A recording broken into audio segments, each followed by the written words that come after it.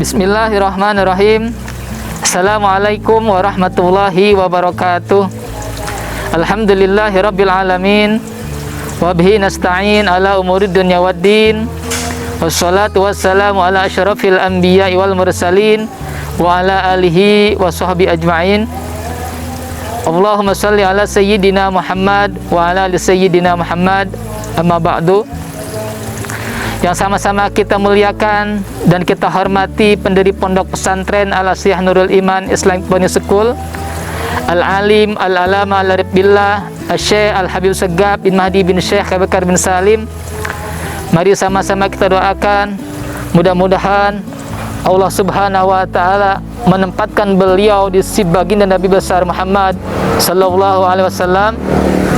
Yang sama-sama kita muliakan dan yang sama-sama kita hormati pembina Yayasan Pondok Pesantren Al-Asriyah Nurul Iman Islamic Boarding School yang mulia Umunal Mahbubah Umi Wahidah binti Haji Abdurrahman SPSI MSI. Dan sama-sama yang kita muliakan dan kita hormati pemimpin Yayasan Pondok Pesantren Al-Asriyah Nurul Iman yang mulia Al-Habiban Al-Mahbub Habib Muhammad Waliullah MAG. Dan yang sama-sama kita muliakan dan yang sama-sama kita hormati Bendahara Yayasan Pondok Pesantren Al-Asriyah Nurul Iman Al-Habib Hasan Ayatullah SPDI. Yang kami hormati Bapak Ridwan Kamil selaku Gubernur Jawa Barat.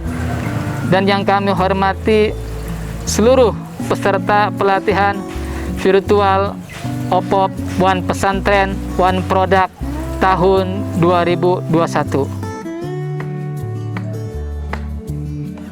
Alhamdulillah, sekarang kami sudah berada di peternakan Al-Asriyah Nurul Iman yang kami akan menjelaskan semua kebutuhan peternakan Al-Asriyah Nurul Iman. Salah satunya sudah pakan dengan beberapa jenis ya yang nanti akan disampaikan oleh bagian peternakan Pondok Al-Asriyah Nurul Iman.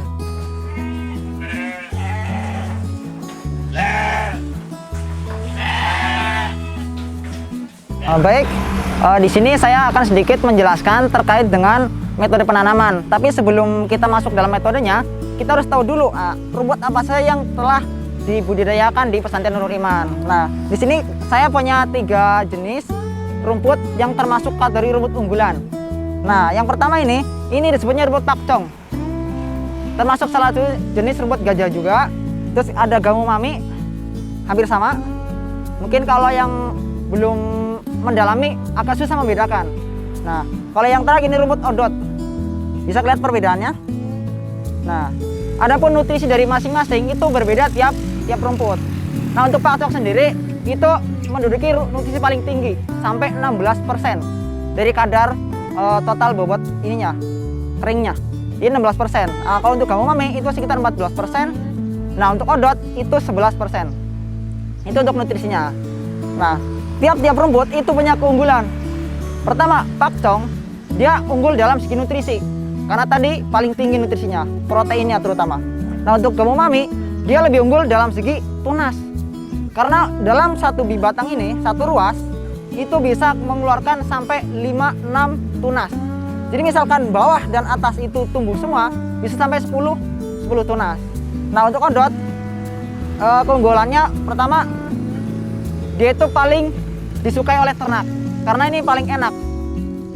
Di antara semua rumput odot itu paling disukai oleh ternak. Baik, langsung saja kita ke metode penanaman.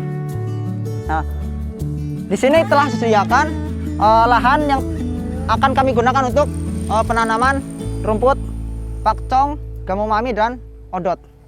Nah, untuk penanaman gimana? Untuk yang pertama kita coba dari rumput pakcong. Nah, dalam rumput pakcong, pertama yang diperhatikan adalah ruas. Nah, bisa kita lihat. Jadi di ruas ini itu jangan sampai terbalik. Hampir sama seperti menanam pohon singkong. Jadi nggak boleh terbalik. Kalau terbalik gimana? Nanti akarnya kalau ke atas, dia nggak jadi tumbuh, malah akan kering. Jadi nggak boleh terbalik. Penanaman harus ruas ke atas. Misal lebih gampang dilihat ada tunas, nah tunas itu harus ke atas, nggak boleh terbalik. Semuanya, semua rumput harus seperti itu. Terus yang kedua, penanaman itu setengah dari batang utama. Nah, ini namanya batang utama. Antara ruas utama di tengah-tengahnya. Posisinya miring. Nanti saya perhatikan. Di sini untuk penanaman seperti yang tadi disampaikan, yaitu setengah dari ruas utama. Jadi setengahnya. Nah, untuk posisinya itu miring. Kenapa kita harus posisinya miring? Karena supaya ruas yang atas itu juga bisa tumbuh. Kalau kita posisinya lebih tegak, ketika ruas bawah tidak tumbuh, yang atas juga nanti akan susah karena terlalu jauh jarak akar dengan tanah. Jadi kita harus miring. Nah, ketinggian ruas atas perkiraan saja 5 cm supaya akarnya tidak terlalu jauh dari tanah. Itu untuk penanaman. Nah, untuk perawatannya itu penyiraman minimal kita, kalau emang cuacanya lagi musim kering, itu sehari harus siram minimal 1 hari sekali. Tapi ketika musim penghujan itu mungkin lagi seminggu sekali cukup kalau musim penghujan untuk penanaman. Nah, untuk masa panen itu perkiraan 3 bulan. 3 bulan itu untuk panen pertama, karena awal penanaman pasti dia membutuhkan namanya ruas yang tua. Dalam artian apa ya? Ruas utama harus tua dulu karena untuk panen pertama. Jadi kita butuh 3 bulan. Nah, untuk panen kedua itu hanya butuh waktu 2 bulan. Karena kita sudah punya akar yang kuat. Jadi cukup 2 bulan udah siap panen. Ya, itu demikian sekilas terkait dengan metode penanaman yang kami pakai di Nurul Iman. Nah, untuk hasil yang sudah jadi nanti bisa kita lihat di lahan kami yang lain yang telah siap untuk dipanen dan udah mulai berkembang rumputnya. Nah, ini adalah contoh tanaman yang umurnya perkiraan itu 3 minggu. Karena ini tanam udah panen 3 kali, jadi emang anaknya sudah banyak. Itu umur 3 minggu. Itu tingginya sekitar 1 meteran 3 minggu. Nah, ketika ini sudah sampai umur 2 bulan, karena ini udah bukan tanaman pertama, jadi udah panen kedua dan ketiga, itu umur 2 bulan itu sudah sampai 3 meter. Itu untuk yang tanaman ini Gamo Mami. Itu. Jadi tingginya kisaran 1 meter. Itu untuk tanaman ini. Nah, demikianlah tadi proses untuk penanaman rumput pakcong, odot, dan Gamo Mami dari awal sampai akhir, dari mulai perawatan sampai siap panen. Semoga dengan kita mau membudidayakan rumput-rumput berkualitas dapat menghasilkan ternak-ternak kita yang berkualitas pula. Mungkin ini saya mohon undur diri.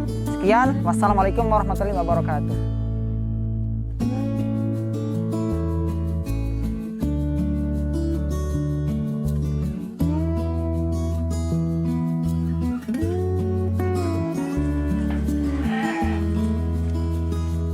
Bismillahirrahmanirrahim. Assalamualaikum warahmatullahi taala wabarakatuh. Alhamdulillah wassalatu wassalamu ala Rasulillah Sayyidina Muhammad ibn Abdillah wa ala alihi wa sahbihi wa mawala. Yang pertama, kita panjatkan puji syukur kepada Allah Subhanahu wa taala.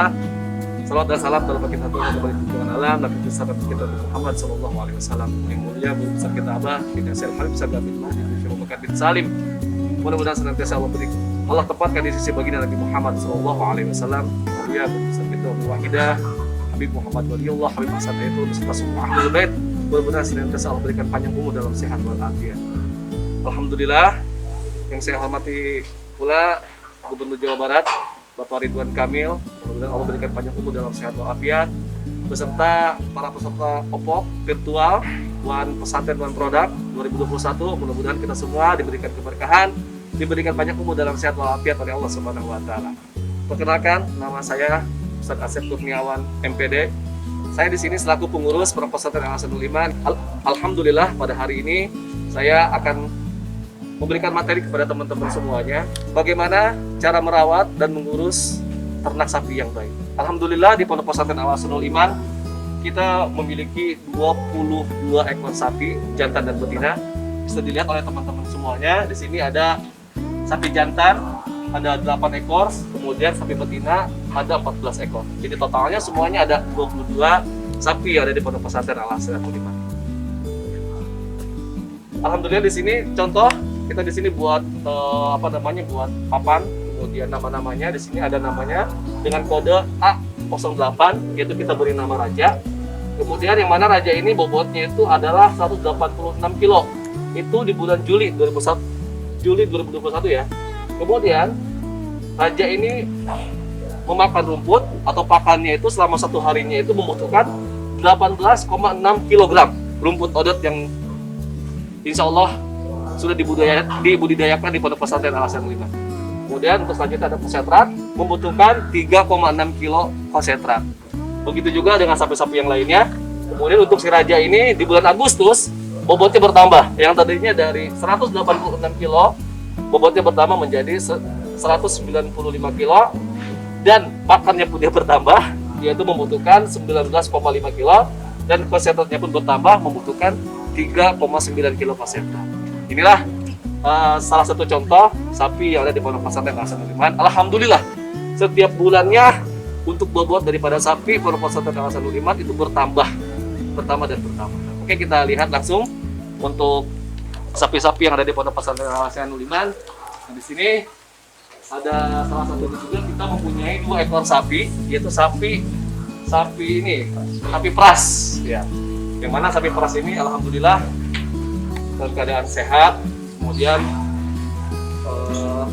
setiap harinya yaitu susunya diperas, dan susunya nanti kita akan buat yogurt yang insya Allah nanti akan dijual di Pondok Pesantren Al Hasan Nuliman dan dijual kembali untuk santri-santri yang ada di Pondok Pesantren Al Hasan. Inilah sapi-sapi yang ada di Pondok Pesantren Al Hasan Nuliman. Bisa dilihat oleh teman-teman semuanya. Mereka makan setiap harinya. Nah, kemudian kita mengetahui gitu kan, untuk di Indonesia ini banyak sekali jenis sapi yang dibudidayakan oleh peternak. Masing-masing jenis sapi tersebut memiliki kelebihan dan kekurangan. Dengan mengetahui jenis sapi dan keunggulannya, maka peternak dapat memilih jenis sapi yang cocok untuk dipelihara di daerah masing-masing. Jadi jenis sapi apa sih yang harus kita pilih? Ya khususnya yang banyak di Indonesia ini, di antaranya adalah sapi PO, yaitu peternak peranakan pengolek ya. Kemudian ada sapi limosin, kemudian ada sapi simental, ada sapi Bali, dan sapi Madura. Nah, di sini kita juga ada peranakan daripada sapi limosin seperti ini, lihat. Ya. Kemudian untuk yang perawatannya yang selama ini kita lakukan, yaitu setiap harinya kandangnya kita bersihkan. Kita bersihkan kandangnya, kemudian untuk kotorannya nanti kita akan olah, yang mana nanti kita akan olah untuk menjadi biogas yang insya Allah bisa dimanfaatkan untuk memasak kebutuhan di Pondok Pesantren Al Hasan Nuliman Islamic Boarding School. Dan untuk sapi yang ada di sini itu kita alhamdulillah setiap 2 bulan sekali itu dikunjungi oleh dokter hewan yang ada di Kabupaten Bogor, dan alhamdulillah mereka selalu dicek kesehatannya baik secara fisik maupun secara dalamnya, dan alhamdulillah sehat. Kemudian untuk selanjutnya itu breeding. Jadi breeding ini atau bisa disebut juga dengan pembibitan adalah usaha dalam menghasilkan bibit atau anakan. Jadi sehingga mayoritas ternak yang dibibitkan adalah betina. Kenapa kebanyakan betina? Karena nanti untuk reproduksi kedepannya agar tambah banyak gitu untuk sapi-sapinya. Nah, jadi dalam konsep breeding membutuhkan proses yang lebih kompleks. Berikut adalah beberapa tahapan dalam menghasilkan bibit, yaitu adalah masa birahi. Masa birahi itu adalah masa ketika alat produksi betina dewasa sedang dalam masa subur dan siap dibuahi. Jangka waktu pembuahannya hanya 12 jam, gitu ya. Jadi jika dalam waktu tersebut tidak dibuahi, maka untuk siklus berikutnya menunggu 20 sampai 21 hari hingga sapi birahi kembali. Itu makanya dibutuhkannya adalah dokter hewan, untuk mana dokter hewan ini mengetahui dan mengontrol mana saja sapi-sapi yang sudah birahi dan siap untuk dibirahikan. Kemudian bunting, ya. Kemudian masa kebuntingan sapi ini kurang lebih kisaran 9 bulan, terhitung dari tanggal inseminasi atau pengawinannya. Gitu. Sama halnya seperti manusia 9 bulan.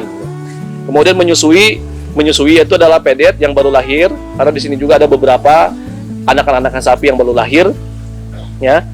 Ini untuk yang menyusui ini atau pedet baru lahir sebaiknya dibiarkan bersama induknya guna memperoleh susu pertama atau disebut dengan kolestrum. Kolestrum adalah produksi susu pertama berwarna kuning, agak kental dan berbuah menjadi susu biasa setelah 4 sampai 5 hari. Kemudian pakan utama pedet adalah susu. Pemberian susu biasanya berlangsung sampai umur 3 sampai 4 bulan. Jadi di saat sapi itu melahirkan, itu kita jangan langsung pisahkan dari ibunya atau dari induknya. Jadi kita akan biarkan untuk si sapi ini, untuk anak sapi pedet ini menyusui dengan induknya, karena itu adalah salah satu untuk daya tahan tubuh agar dia tetap sehat dan tetap kuat. Itu akan kita biarkan untuk dia menyusui bersama ibunya itu kurang lebih sampai 3 dan sampai 4 bulan.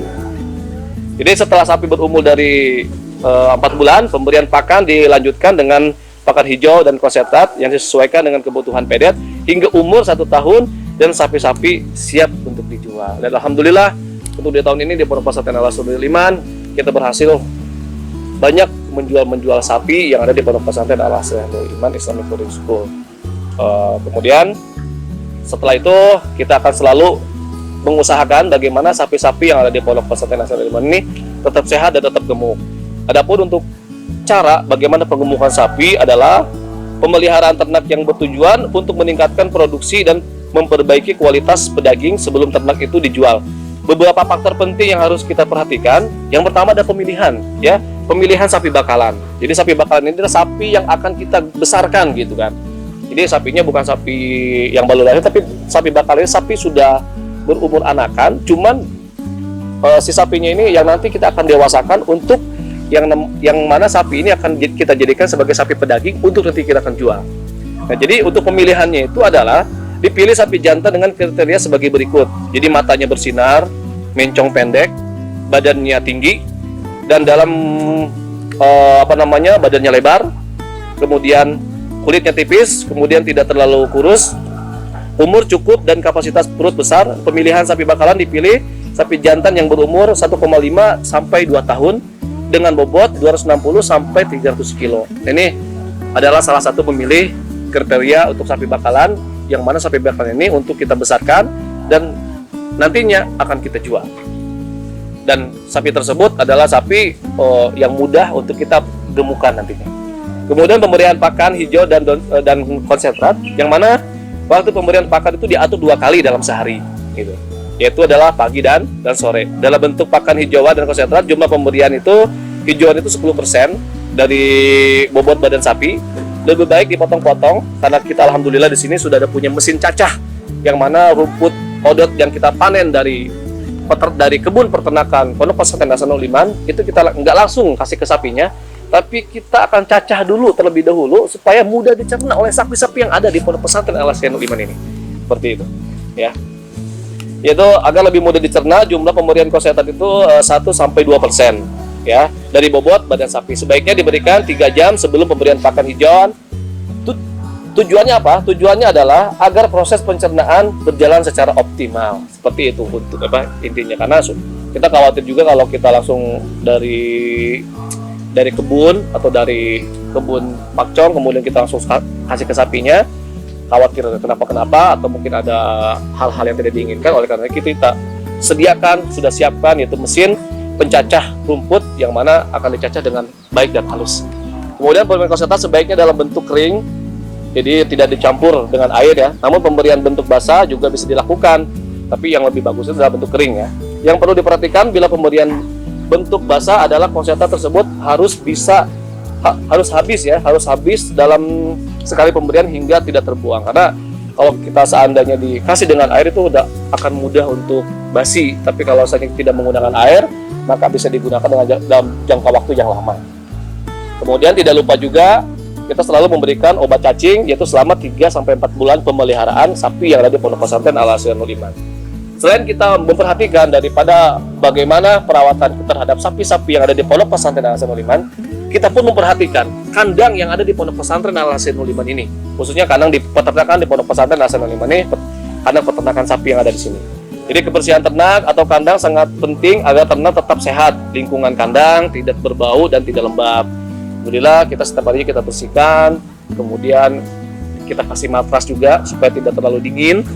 Kemudian selain itu lantai kandang setiap hari 2 hari sekali dibersihkan dengan cara mengumpulkan kotoran di luar kandang. Jadi kita setiap hari kita bersihkan dan kemudian kotorannya pun kita tidak buang kemana-mana. Kita alokasikan untuk kita masukkan ke tempat yang mana nanti akan digunakan untuk sebagai biogas. yang mana nanti apinya kita akan gunakan untuk kebutuhan di Pondok Pesantren Al-Asyianul Iman. Ya, seperti itulah tentang perawatan sapi dan kandang sapi di Pondok Pesantren Al-Asyianul Iman Islamic Boarding School. Dan kemudian bagaimana sih kita untuk mengetahui analisis tentang usaha penggemukan menguntungkan atau tidak? Jadi peternak harus melakukan pencatatan usaha tani dengan baik. Hal ini dilakukan dengan jalan mencatat semua pengeluaran, penerimaan, dan permasalahan selama usaha penggemukan dilaksanakan seperti modal pembuatan kandang, harga bakalan, jumlah biaya pakan, kemudian permasalahan dan perkembangan sapi selama penggemukan dan mencatat harga jual sapi dan kotoran. Dengan demikian maka keuntungan dapat dihitung. Jadi kita harus tetap selalu menghitung semua yang telah dilakukan di peternakan Pondok Pesantren Al-Asyianul Iman dan begitu juga di peternakan Bapak Ibu yang miliki saat ini.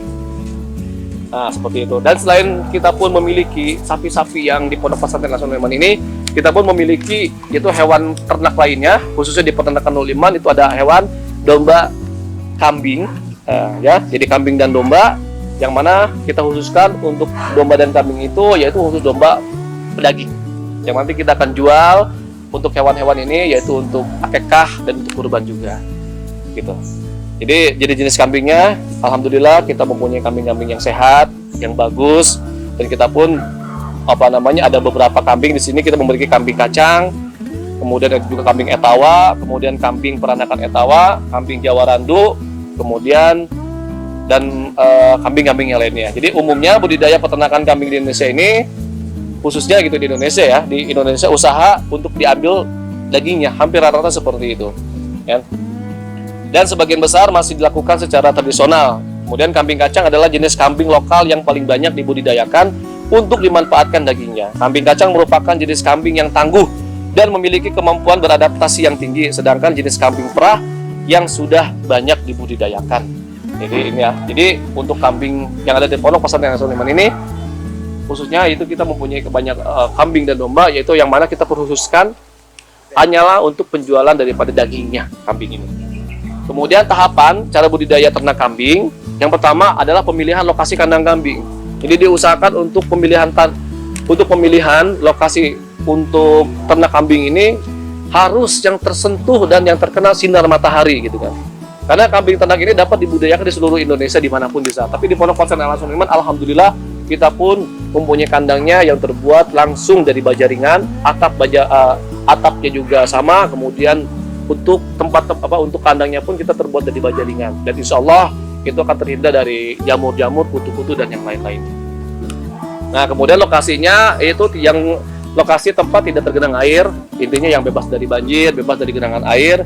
Kemudian agak jauh dari rumah pemukiman atau sumur seperti itu, karena kita khawatir kalau dekat pemukiman juga mengganggu warga, dan kalau dekat sumur juga khawatir ada beberapa kambing yang masuk ke dalam sumur. Seperti itu, Bapak Ibu yang saya hormati, yang saya banggakan. Kemudian cukup mendapatkan sinar matahari ya, seperti yang tadi saya bilangkan, yaitu terutama di pagi hari supaya dia tetap sehat dan segar. Kemudian terlindungi dari hembusan angin langsung. Jadi kita harus mengetahui arah angin itu kemana, maka kandang itu kita akan buat seperti itu ya. Kemudian pembuatan kandang kambing merupakan rumah bagi ternak kambing ya, sebagai tempat beristirahat, tempat berlindung dari hama pemangsa, sebagai tempat makan dan minum gitu kan. Sebagai tempat berproduksi, bahan kandang dipilih adalah material yang mudah didapat. Alhamdulillah untuk di Nur Iman sendiri, kita membuat kandang kambing dari baja ringan. Alhamdulillah lebih alamin. Kemudian selain itu juga, kita di sini juga, alhamdulillah mempunyai banyak sekali daripada indukan-indukan daripada kambing. Dan alhamdulillah beberapa hari ini kita sudah menghasilkan 4 ekor anak daripada anak kambing yang sudah lahir. Dan jumlahnya terus bertambah dan terus bertambah, alhamdulillahirobbilalamin. Kemudian kita juga harus bisa memilih bibit kambing dan ciri-ciri bibit kambing yang baik untuk diternakan. Kualitas bibit kambing merupakan salah satu kunci sukses dalam usaha beternak kambing. Bibit kambing yang berkualitas kemungkinan besar memiliki produksi yang baik sehingga akan memberikan keuntungan pada ternak. Selain kualitas, pemilihan jenis kambing yang akan diternakan juga harus diperhatikan ya. Pilihlah jenis kambing sesuai dengan tujuan budidaya, apakah untuk menghasilkan daging atau susu, gitu kan.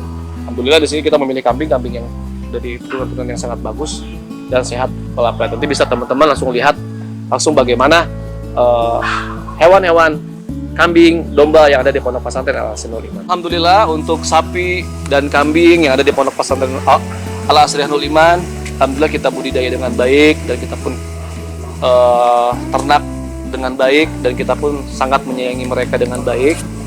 Yang mana mereka juga adalah makhluk ciptaan Allah Subhanahu wa taala.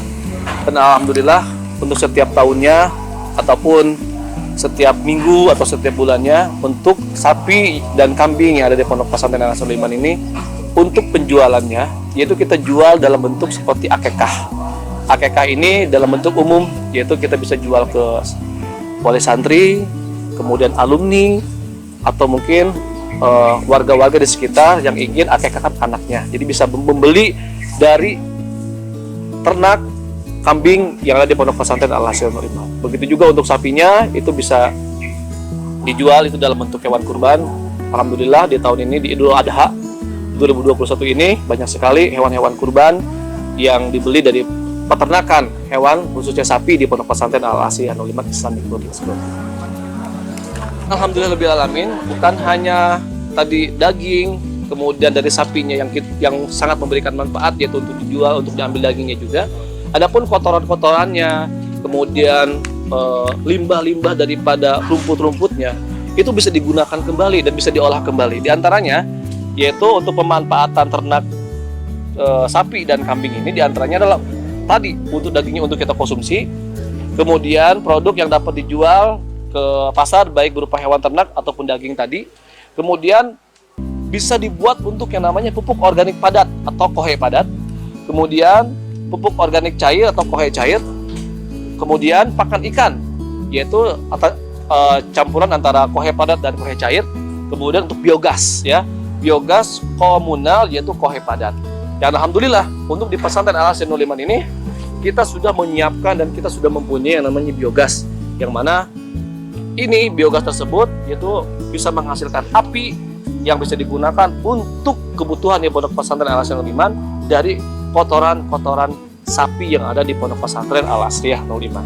Yang mana biogas ini adalah biogas merupakan gas yang dihasilkan oleh aktivitas anaerobi ya, atau fermentasi dari bahan-bahan organik, termasuk diantaranya adalah kotoran manusia dan hewan, kemudian limbah domestik rumah tangga, kemudian sampah biodegradable ya, biodegradable atau setiap limbah organik yang biodegradable-nya dalam kondisi anaerobik ya.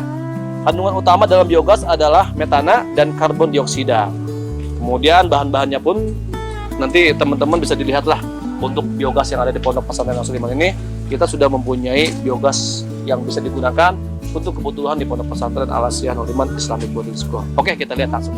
Nah, di sini masukkan kotoran-kotoran hewan yang padat dan yang cair ke dalam tungku tersebut.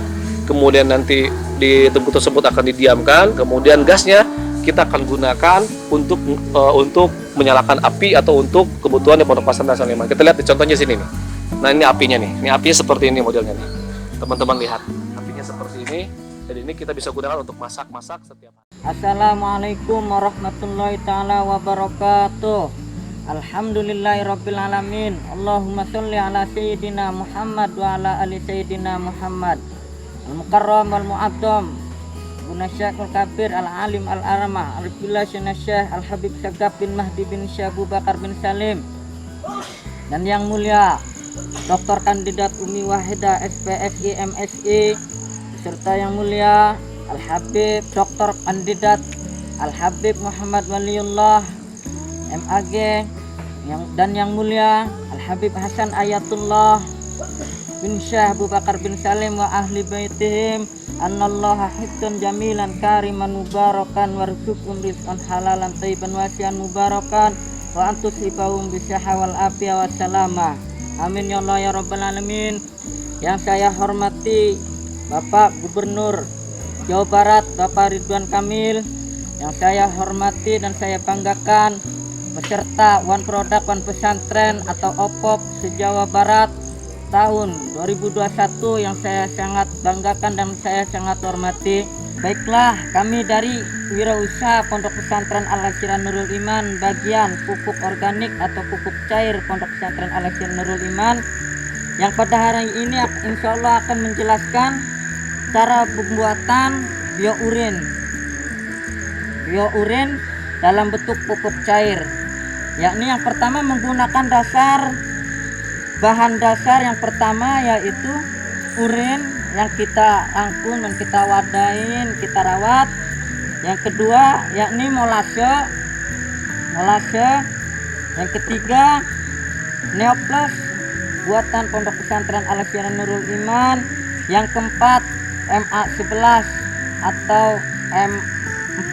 Selanjutnya yakni proses fermentasi atau pembuatan pupuk organik biourin. Yang pertama itu kita siapkan wadah berupa ember berukuran 25 liter untuk menampung urin sebanyak 20 liter. Nah, habis itu kita menggunakan molase, misalkan urinnya 20 liter, kita pakai molase sebanyak 1 liter dan menggunakan pemakaian Neoplos 600 ml dan yang terakhir yaitu M4 atau MA11. Nah, kita aduk di dalam ember sampai rata. Ketika rata, kita sediakan atau kita mempunyai tong, kita fermentasi selama 1 bulan. Kita taruh di tempat yang teduh.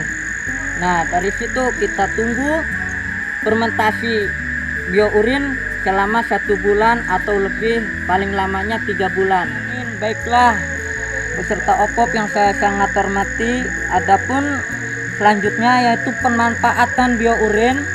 Yang pertama yaitu untuk menambah warna hijau pada tanaman, dan yang kedua untuk menggemburkan tanaman, dan yang ketiga bisa dipakai sebagai penyubur tanah atau penambah cacing di dalam tanah untuk menyuburkan tanaman. Yang keempat untuk melebatkan buah.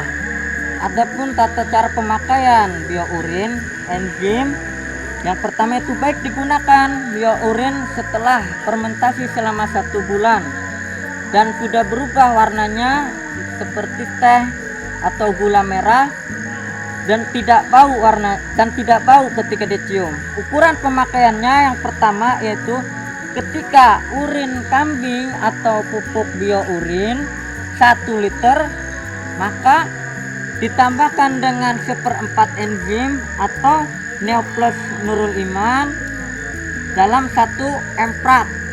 Nah, yang kedua untuk pemakaian ke pohon dewasa atau yang sudah berukuran 2 bulan atau 1 bulan, yakni 1 emprat pengguna tanaman adalah 2 liter air menggunakan urin 1/4 dan plus enzim 1/4. Nah, situ tata cara pemakaiannya.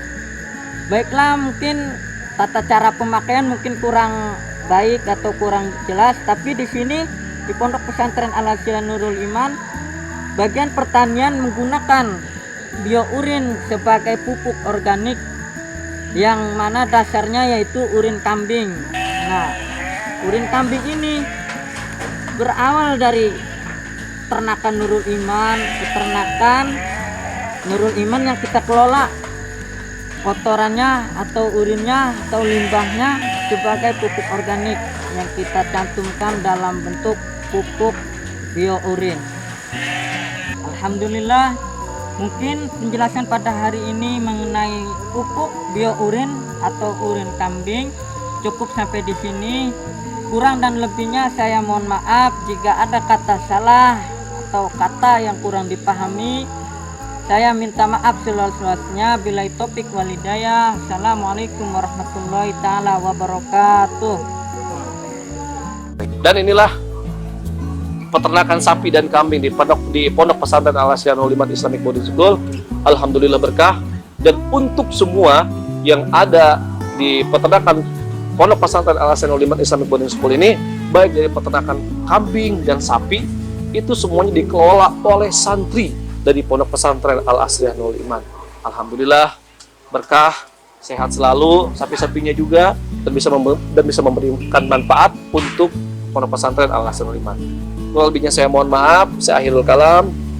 Assalamualaikum warahmatullahi taala wabarakatuh. Oke guys, jangan lupa sempatkan diri Anda untuk mensubscribe channel YouTube dari kami. Lalu, nyalakan tombol lonceng agar Anda tidak ketinggalan video terupdate dari channel YouTube kami. Jangan lupa juga like, komen, dan share. Terima kasih dan sampai jumpa di video-video berikutnya.